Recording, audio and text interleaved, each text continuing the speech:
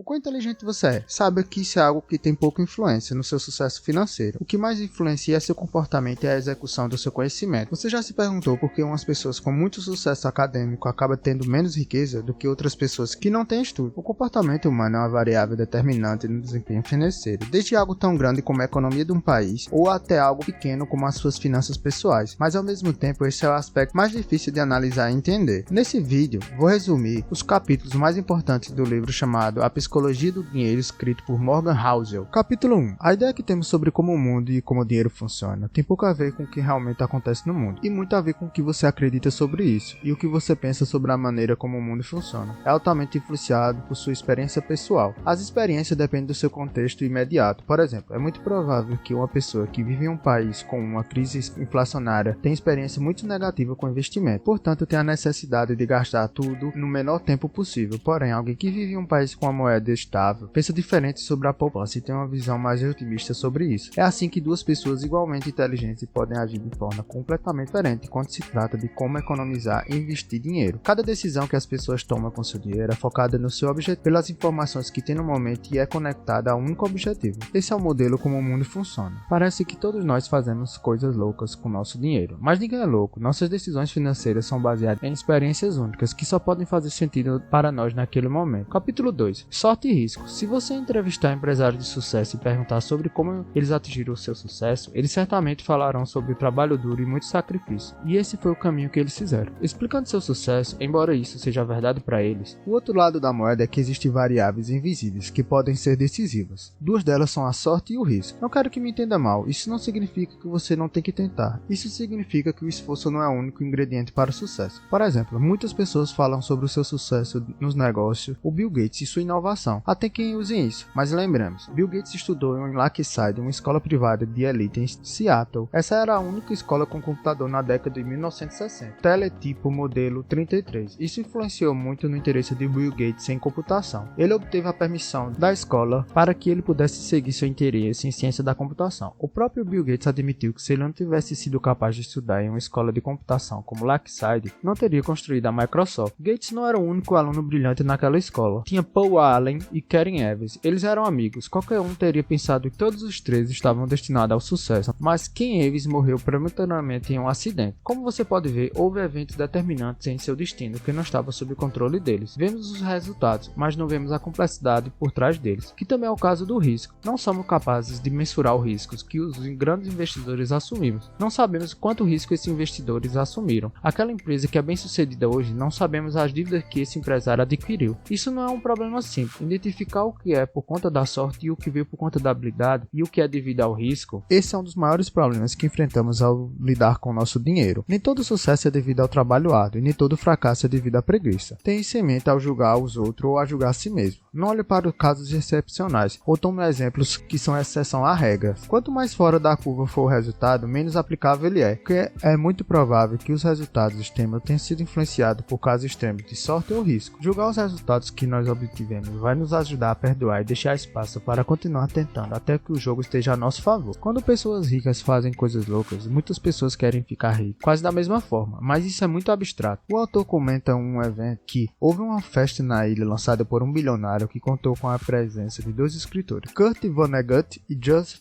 Hiller. Vonnegut comentou que o bilionário ganhou mais dinheiro em um único dia do que Hiller ganhou em seu primeiro romance. Hiller respondeu que sim, mas que ele tinha algo que ele nunca terá. Há um perigo de pessoas que têm todas as propriedades de alto valor e poder. Elas se colocam em risco e podem acabar jogando tudo fora, por quererem mais. O autor conta a história de Raj Gupta, que ficou órfão durante sua adolescência, mas anos mais tarde iria obter um MBA de Harvard e se tornar o CEO da MC Kinsey & Company em 2008. O valor do seu patrimônio foi relatado como sendo de 100 milhões de dólares, mas Gupta queria mais e ele provou isso em 2008 durante a crise, quando Warren Buffett decidiu investir 5 milhões de dólares no banco para ajudar a sobreviver. Uma vez Gupta, que era membro do conselho de administração do Goldman Sachs, ele recebeu essa informação antes que o público e decidiu secretamente comprar as ações do banco antes que elas subissem por causa do investimento de Warren Buffett. Gupta foi preso por inside trade, foi assim que ele arruinou sua reputação e sua carreira, motivado pela ganância de nunca ter o suficiente. Neste capítulo, o autor deixa algumas lições importantes. Primeiro, a habilidade financeira mais difícil é fazer com que o objetivo, cada vez mais quando o gosto por a riqueza e o poder aumenta mais rápido do que a satisfação, isso é um sinal vermelho que você provavelmente provavelmente está prestes a correr cada vez mais risco. A verdadeira felicidade está na satisfação de ter o suficiente, não na expectativa constante. 2. A comparação social é um problema e uma tortura desnecessária e que você deve evitar. Sempre haverá alguém obtendo melhores resultados do que você. Sempre haverá alguém mais acima na escada. Ao se comparar com eles, isso roubará sua alegria. Corra a sua própria maratona. 3. Há muitas coisas que não vale a pena arriscar, independente do ganho em potencial. Reputação é uma delas. A liberdade, a independência é algo impagável e inestimável. Família e amigos são algo impagáveis. E ser amado por quem você ama não tem preço. Em resumo, a felicidade não tem preço. Se você quer manter tudo isso com você, você precisa saber quando parar de correr riscos que podem prejudicar todas essas coisas valiosas. Capítulo 4. Composição. Existem muitos livros sobre investimento e muitos deles são muito bons, como os que falam sobre como Warren Buffett fez sua fortuna através de seus investimentos. A fortuna de Buffett chegou à casa dos bilhões de dólares, sem dúvida. Ele é um investidor fenomenal, mas algo que você não deve perder de vista: Buffett não é apenas um bom investidor, ele tem sido um bom investidor desde que ele era apenas um menino, e é assim que mais de 90% dos seus ativos foram acumulados após os 50 anos de idade. A habilidade de Warren Buffett é investir, mas seu segredo é o tempo, e é assim que funciona a composição. A lição de que o autor quer ensinar neste capítulo é que um bom investimento não é necessariamente sobre ganhar os maiores retornos, e sim sobre o bom investimento é sobre ganhar bons retornos, e o que você pode manter e o que pode ser repetido por longos períodos de tempo. É como Charlie Munger disse: a primeira regra da capitalização é nunca interromper um bom investimento desnecessariamente. Juro composto não é como plantar uma árvore em um ano, pois você não verá muito progresso em 10 anos, só notará a diferença em 50 anos. Você terá criado algo extraordinário, mas de ficar em pé todo esse tempo requer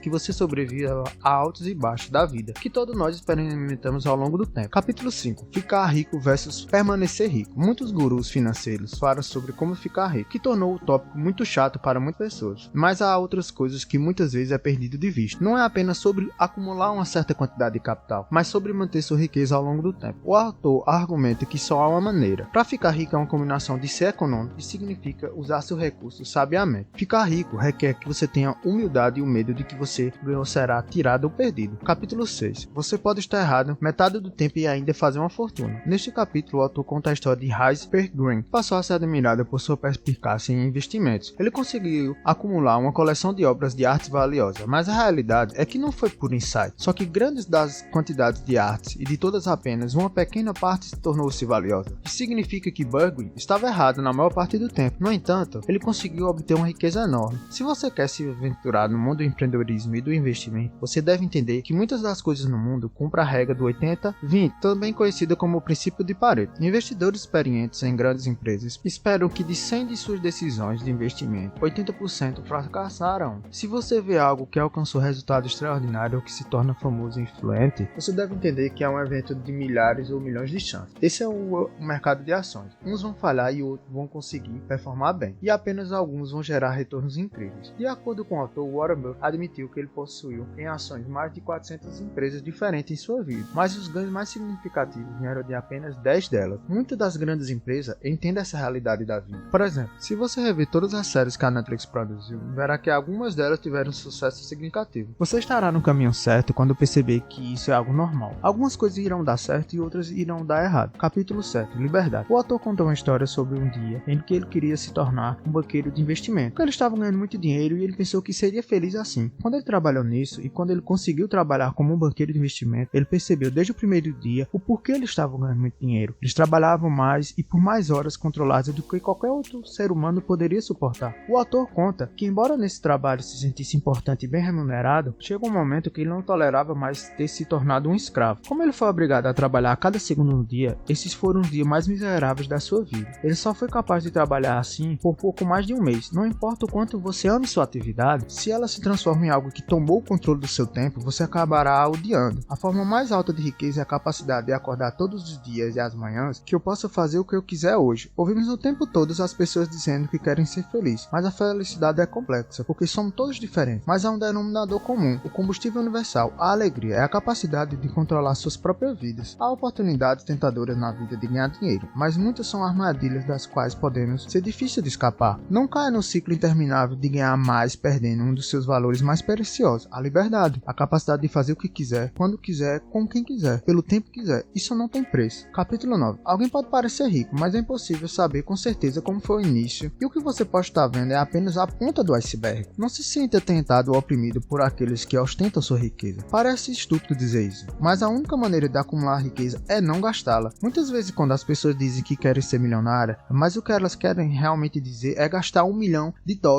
A riqueza oculta é a renda que é poupada e não gasta. A riqueza é a flexibilidade opcional. E a riqueza do crescimento é a capacidade de comprar qualquer coisa. Gastar dinheiro para mostrar aos outros o quanto dinheiro você tem é a maneira mais rápida de ter menos dinheiro e ficar mais rápido pobre. Capítulo 3. Se você não é capaz de imaginar a possibilidade do seu fracasso, você vai falhar, porque o verdadeiro fracasso virá quando você não souber como enfrentá-lo e proporcionar um revés em seu empreendimento e investimento. Empreendedorismo é como enfrentar a adversidade. Colocar todos os ovos em uma cesta de investimento significa que você corre muito risco ao apostar em uma única opção. Se você não expande sua carteira de investimentos, significa que você não está deixando espaço para erro, ou seja, não estará preparado para um resultado adverso. Esse é o verdadeiro fracasso. Se alguém pode quebrar, ele vai quebrar. Então, se você colocar um monte de coisas dependendo do desempenho de apenas um ativo, você está facilitando para uma catástrofe. Um dos maiores erros com o dinheiro é confiar apenas no salário para financiar as atividades de gasto de curto prazo, sem fazer economias e protegê-lo para despesas inesperadas no futuro. Gostamos de pensar que estamos economizando para algo certo, como comprar um carro ou para a aposentadoria, mas a realidade é que não sabemos o que vai acontecer amanhã e não podemos ter certeza de onde vamos gastar nossas economias. Isso não significa que você não deva se planejar para os gastos inesperados. Significa que você deve deixar espaço para erros ao planejar. Capítulo 14. O planejamento a longo prazo parece mais fácil do que realmente é, porque tudo muda com o tempo. Você e eu vamos mudar em 10 anos. O mundo também vai mudar, mas isso não deve ser um impedimento para os seus planos para o futuro, mas um aviso que ajuda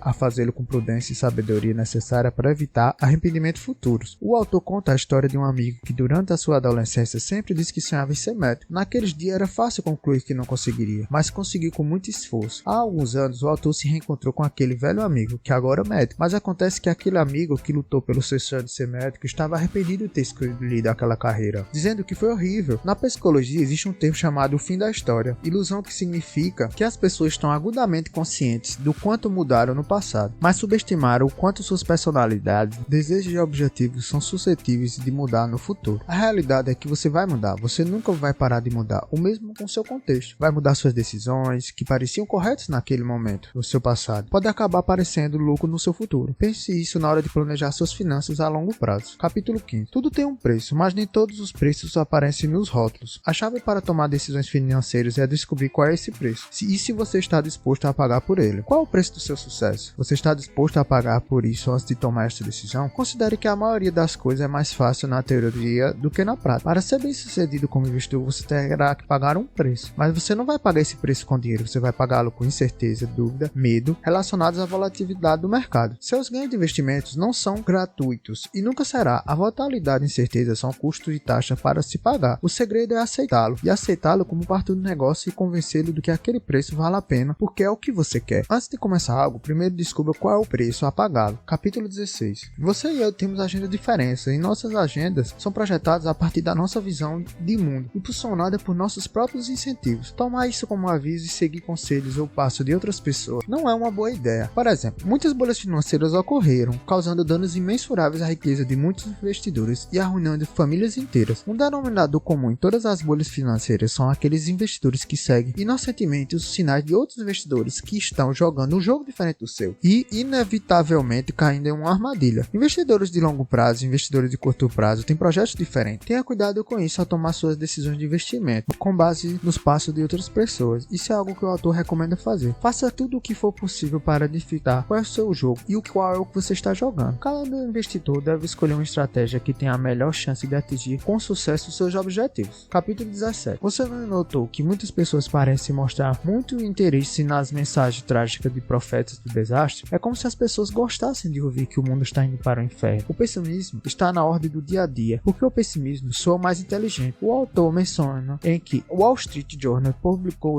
em um artigo escrito por um professor russo. O artigo parecia um filme distópico, alertando que em 2010 os Estados Unidos da América estariam divididos. O Alasca ficaria sob o controle russo. A Califórnia se tornaria a República da Califórnia, estaria sob influência chinesa e outras profecias apocalípticas. Este artigo foi publicado na primeira página de jornais de prestígio. O medo é natural e evolutivo, uma vez que os organismos que tratam as ameaças como algo urgente são mais propensos a sobreviver e reproduzir-se. Porém, o otimismo é a melhor aposta para a maioria das pessoas. Na maioria das vezes, a realidade é que o desejo de sobreviver e pela busca do lucro leva as pessoas a buscar soluções em meio às adversidades em um contexto de necessidade. A inovação vai aparecer porque a necessidade é a mãe das inovações. Imagine que você está no Japão algum dia depois de ser destruído e derrotado na Segunda Guerra Mundial. Você lê um artigo que dizia que o Japão se tornaria uma das principais economias do mundo. O que você pensaria? Talvez você acreditasse, ou talvez você veria isso como um clichê otimista, mas se tornou uma realidade. O Japão conseguiu se recuperar e se tornar uma potência mundial depois de ter chegado ao fundo do poço. Como você pode ver, mais cedo ou mais tarde as soluções aparecerão como uma resposta do povo aos problemas e às adversidades.